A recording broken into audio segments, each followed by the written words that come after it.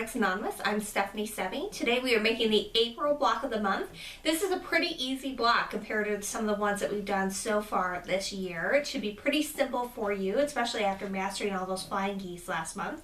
We're just making a bunch of half square triangles, but the way you put them together really makes for a striking block that your friends will think was a lot more difficult to make. So let's get started. What you're going to do is you're going to take your 4-inch squares and you're going to arrange them together according to the instructions on your printable diagram. And we're going to draw a line from point to point on the wrong side of half of these squares.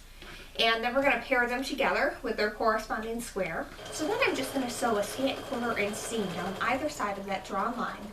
Cut it open on the drawn line and press it open. Then you're going to want to square that up to 3.5 inches square.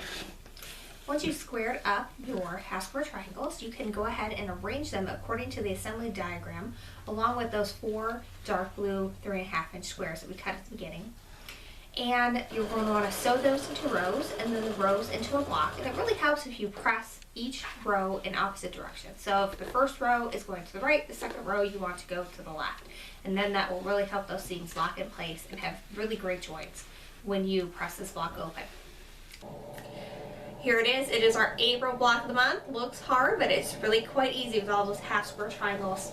Make sure you go to QuiltAddictsAnonymous.com. You can get your free printable instructions there. It has lots of great fabric diagrams so you know exactly what to use of each fabric. There also are still kits available, and there's a special coupon code in this month's pattern, so you can get that as well. Well, thank you so much for following along, and happy quilting!